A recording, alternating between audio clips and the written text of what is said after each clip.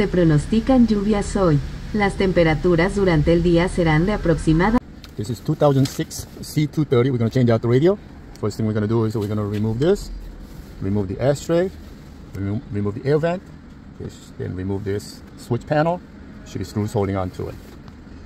Okay, first thing we're going to do is we're going to remove this indicator for the shift knob. Just put it on the side. Start from the top. Pull this out. Stick this shift indicator down. And then you pass through this cup holder like this. Lift it up. Now this chrome panel comes out. That's going to give me an access for the ashtray removal. So once you have this chrome piece removed, you'll have access for the little locking tab right here. There's one on each side, one here, another one on this side. You just pull away and lift it up like this. Same thing on the other side. Lift it up. Now the ashtray can come out. So I just push back in. So I'm going to pull this out like that. Another one like that. I'm going to bring my phone down so I can use two hands. Okay, so ashtray's out.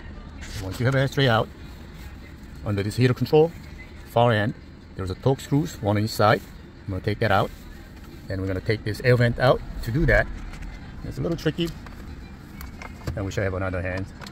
There is a locking clip. And you need to bend that forward, toward to the middle.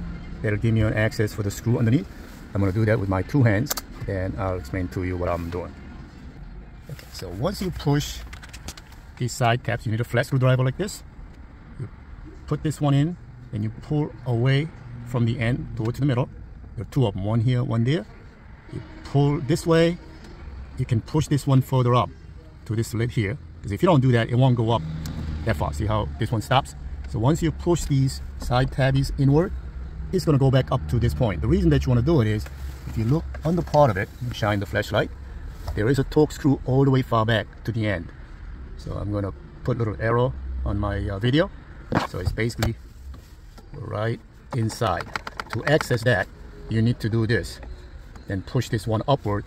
That'll give you an access for that screw right there. I'm going to take that off. I'm going to do the same thing on this side as well. Okay, so once you loosen these two bottom screws, you're going to do the same thing. You push this locking tab away from this side. That's going to let you glide this one down like this, just like what we did on top. The reason for that is there is a locking tab all the way on the top. You get one of these pick tools. It's right on the corner, right about here. There's a locking tab, and what you're going to do is you're going to bend it down, and that'll release this air vent, this corner. So I'm going to do the same thing. There's a locking tab here. I'm going to need a flat screwdriver. So do the same thing on this side. Just push the other side back in. Then you push this one down like this. So now that'll give me an access for that locking tab. Same thing like the other side, which I'm going to have to release that again.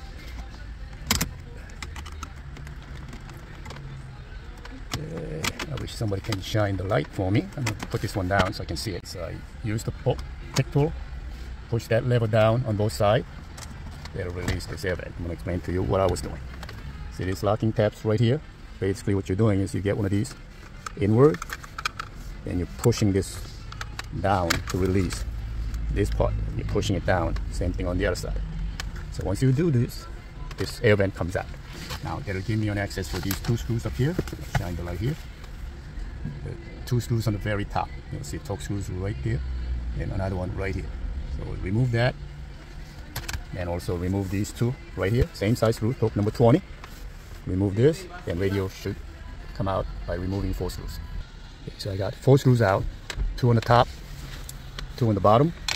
Now you can remove this silver trim here on the top, and you can see there's one screw here, another one on this side. Same thing over here on the bottom. This should come out. Let's back up. Okay, so there's an access point for the 2 screws down here as well. So I'm going to remove 4 screws, then radio should come out. Okay, so I got these 4 screws. They're all the same size, torque number 20. So I got 2 on the top, 2 on the bottom out, and now the radio comes out like this. This is a fiber optic. Metro makes the most fiber optic module. Very expensive. Listing price is like 5 and change, I believe. We're just going to bypass the end. So to remove the radio, there is a locking tab on the top. You just simply push upward and pull this away from the radio. That'll release this. This orange cable, that's a fiber optic. And if you want to buy the Metro module, you can use that. If not, you just simply bypass the amplifier, which is in the trunk. I'll show you. Okay, this is trunk, obviously. It's actually on the passenger side.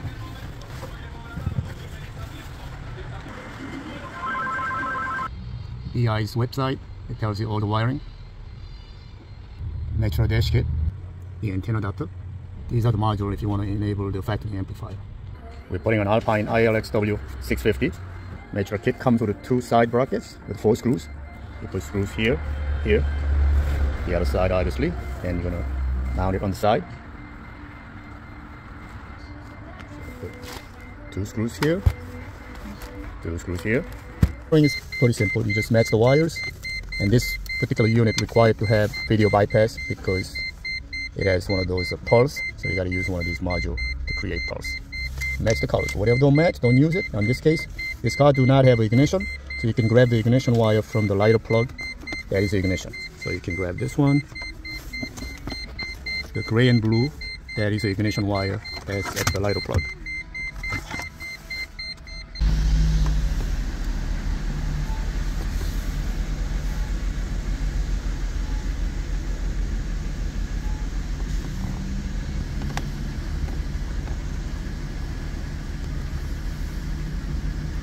Oye Siri, ¿cómo está el clima hoy? Las temperaturas durante el día serán de aproximadamente 6 grados, con temperatura